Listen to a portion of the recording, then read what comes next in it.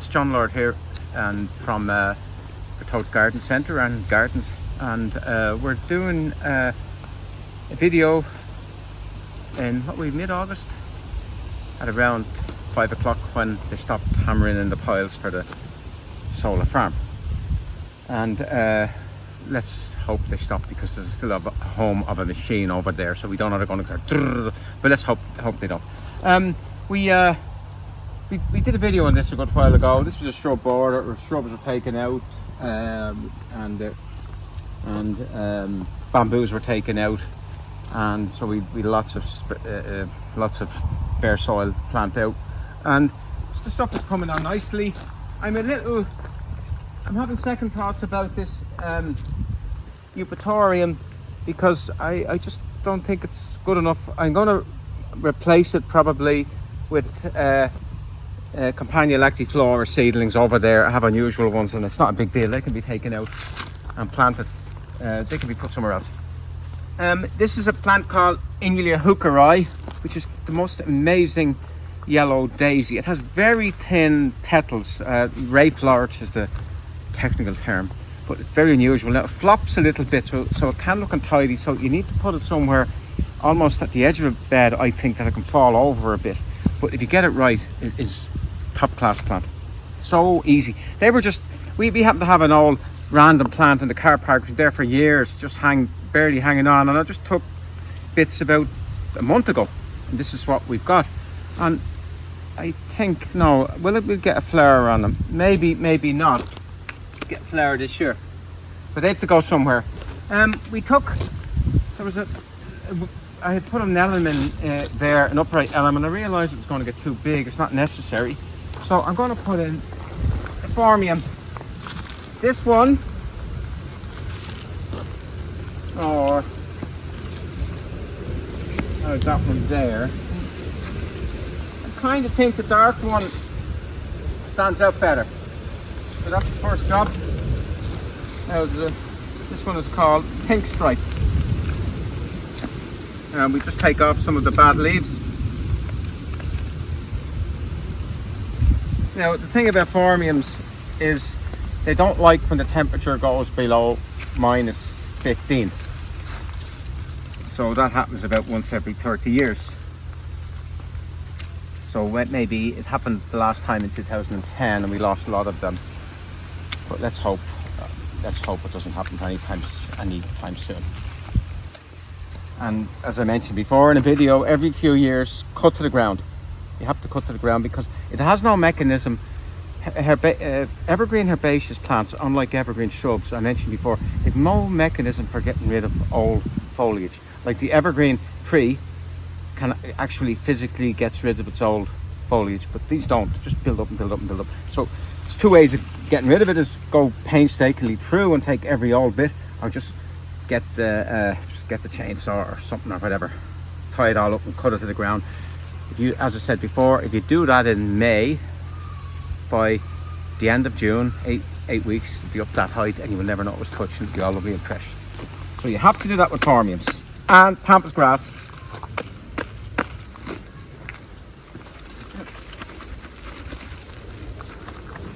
Get it out of the pot.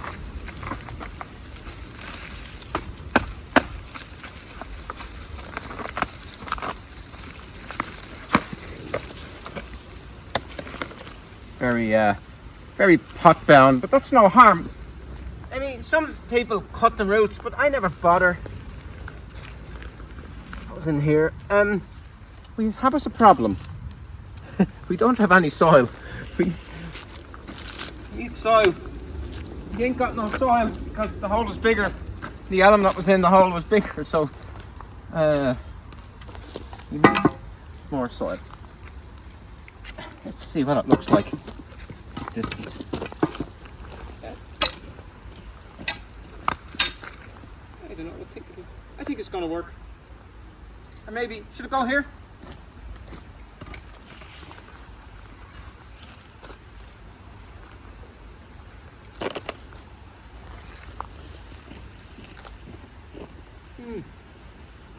It's hard to know. Should it go here? Should it go there? No, we put it here. and we'll finish it off after the video. You get some soil.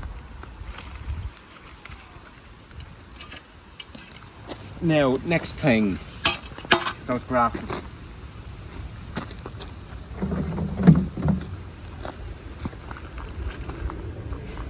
Miscanthus grasses.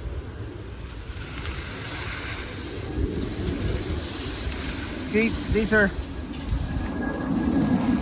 have no variegation, the other ones do. That was a mistake. So we rectify the mistake.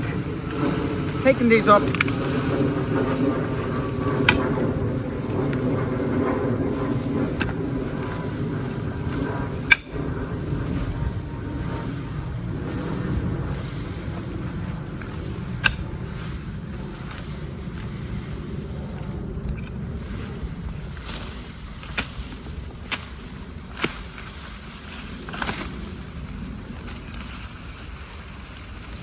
Take up one.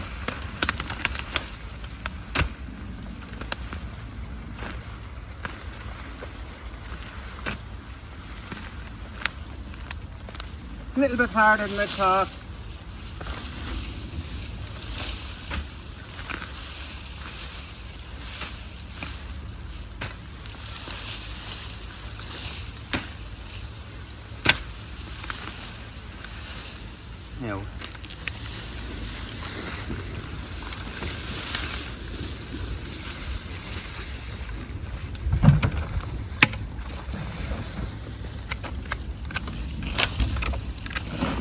Now, you could plant that out. Look, there's lovely fresh ones here if you wanted to plant it somewhere else, but we don't know what it is. A random grass. We take the other one out and then we'll have a look.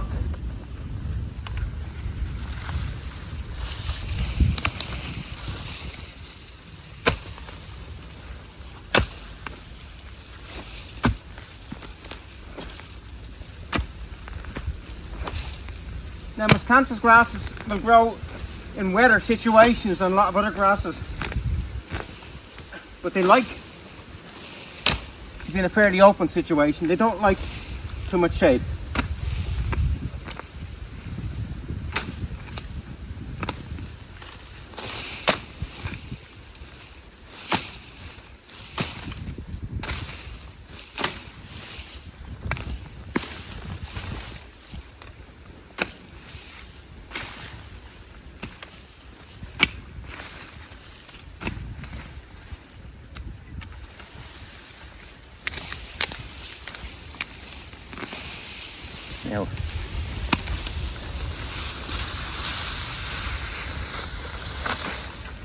Now look at this. Just tidy up.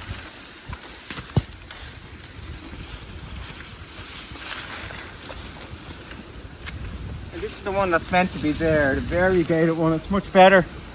It shows out better now. You see what's happened? Phlomis has come in and colonized around it, so we'll have to remove the Phlomis. We'll go to that now. So if you look from here, David, if you look from here, you can see that grass. It looks more separated from the tree. It just looks better. And we just put something else in here.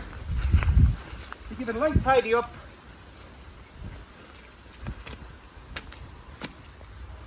Just a light little tidy up.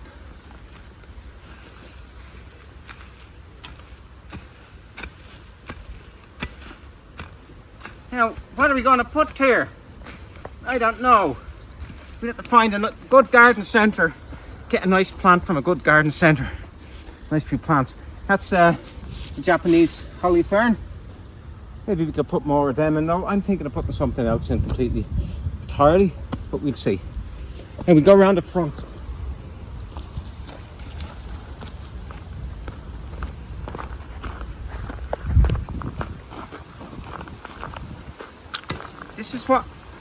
This is Rosa rugosa. I'm thinking of taking that plant out there and putting the Inulas in there because they can fall over. It'll be just perfect, and there'll still be enough of the Rosa rugosa because it's a big patch. A very fine geranium, Sporobolum or Sporobolus or something it's called. Really, really fine geranium. Now you can see that's the Phlomis russeliana, and it is gone a bit mad, but it doesn't have a deep root, so it's easily sorted, it's easily removed. But we take it out from the grass. So it actually looks quite nice with the grass grown to it.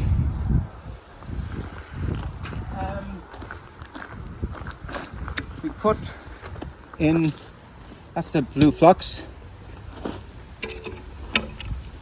Just a week or two ago, and we put in some Meconopsis, the blue Meconopsis, the Himalayan poppy. It's one of the nicest blue flowered herbaceous plants you can get. I've had trouble with it before, and I've had great success with it before, and I never know why. It'll get a lot of sun here, it's south facing, but a bit of shade as well. I hope it'll be just right there. And that will be the plant. That would be probably the most eye-catching plant in the whole, when that's in flower, in the whole place, with that large blue flower. We took out some white roses here that got badly mildewed, and I replaced them with an Aster. And when we don't have the men putting in the solar farm, the gaps are filled in with the planes going overhead, and we get constant noise. I'm glad plants don't have any hearing, because they wouldn't grow at all. They'd stop growing and protest. But anyway, that's called Aster Little Carlow, and I had trouble with it before, flopping and falling over, so I sort of went against it. Now what I've done here, I've planted it.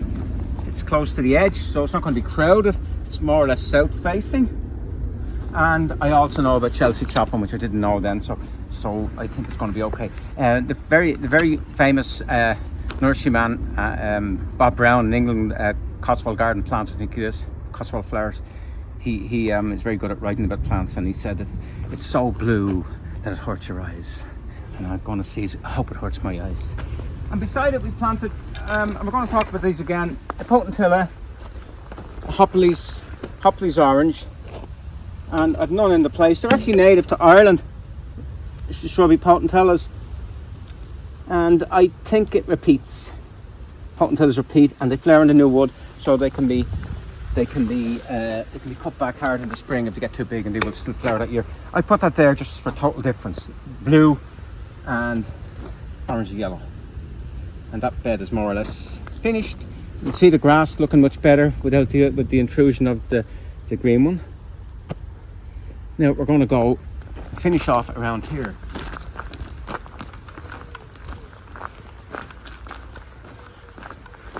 Oh, look at this. Oh, Silphium.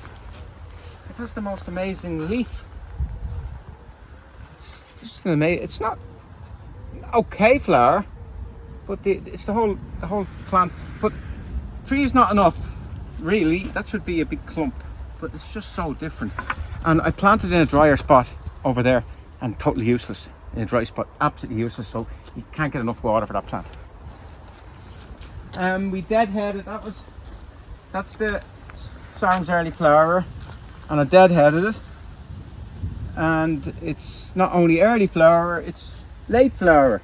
Sahin's late flower. I deadheaded it, and look at it, it's going to continue to flower. It's a great plant. That's a great find. And it's coming back. The tiny monster that was cut hard back after it finished flowering, and off it goes again. Now,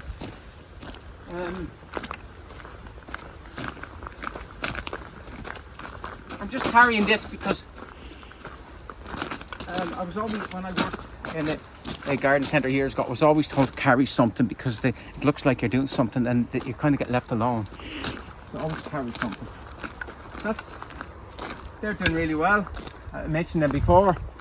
The Monardas are going out of flower now, but they are only planted about 3 weeks. Look at the new growth from the base coming up real strongly, and some of them have flower buds, so we'll get an extra bit of flowering.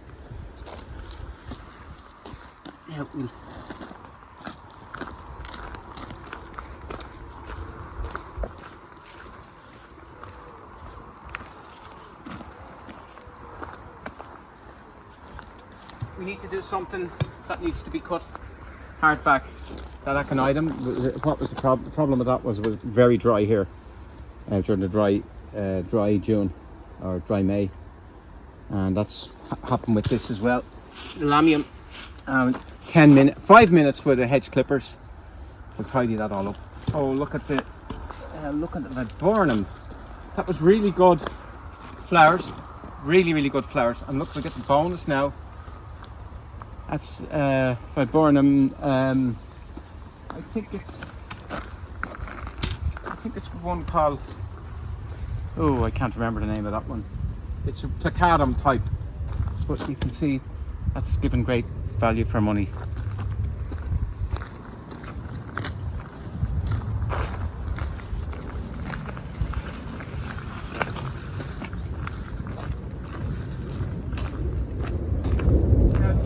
The reason why I've gone against that Eupatorium, because that's what it looks like. I've never actually seen it flowering, and that's what it looks like. I think it's a little boring, so that's why it's going to go. Oh, look.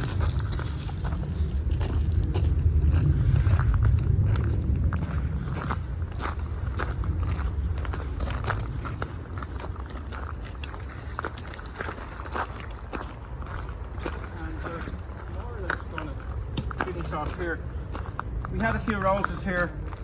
Very bad black spot, really bad black spot. Now I did say to myself I'll get a good strong spray next year, and I said, oh, I don't really want to do that because kind of I can get the sprays, but I'm kind of trying, I've no problem, but kind of trying not to as much as possible.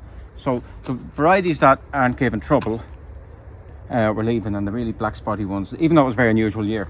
But anyway, we took it out, and this Fuchsia is starting to come into its own. We put in some more Rudbeckias. We cut a lot of stuff back. It's coming on nicely.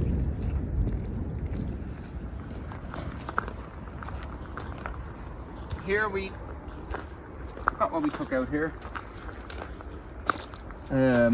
We put 2 pink Potentillas. Yeah. Hi. I forgot the name of that one. Really good. But I'm just really happy with them. Just perfect pink. Now, as I haven't grown Potentillas for 40 years, they were very popular in the olden days, completely out of fashion, probably due for a return, like flares and mullet haircuts. They're going to come back, the pink Potentillas. Now, we've finished actually something else. It's going to lash rain, I can feel it.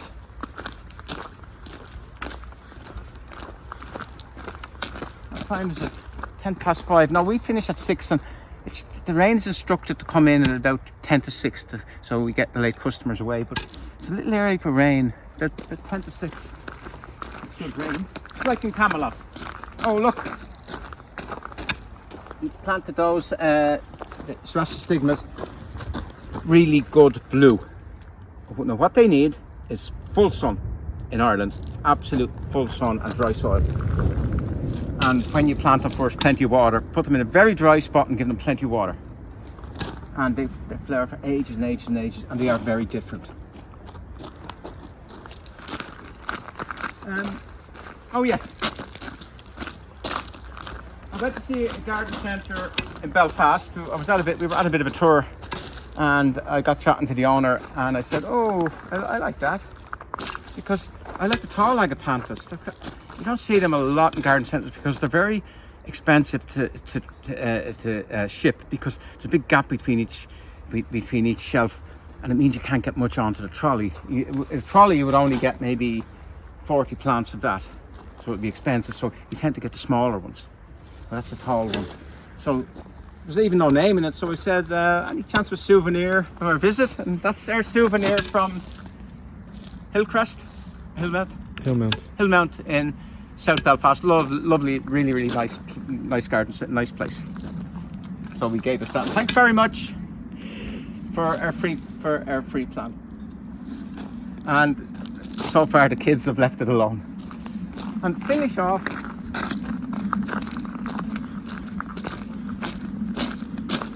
Yeah, there's a funny thing about Belfast. There's some beautiful places, and I grew up watching the telly about Belfast, all about the bad stuff, and then you go up And so you see all these lovely places and you go, ooh, it's great. It's really great. But anyway, there, look, very bad black spot on these white roses, Kent.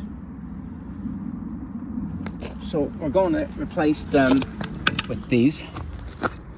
And it's Rosa Rotilia. And it is a German rose from Cortaderia Rosen. I actually worked in Cortaderia Rosen for a few weeks when I was a young lad, and it was all explained in German, and I managed to figure out that it had a very high resistance to black spot. So 2 of those, yeah, just 2 is enough. 2 will go there, but I won't do that. And on the camera, we do. I don't like taking up roses in public, you know. It doesn't seem right to do that in private. Oh yes, finish off. Finally finish off. Look at this. Look at that. Not even out yet, and they're amazing. That's Sunningdale Silver, and it's his 3rd year. First year was wishy-washy. Second year, last year, was reasonable, and this year, boom! It's going to be amazing. Really, absolutely amazing.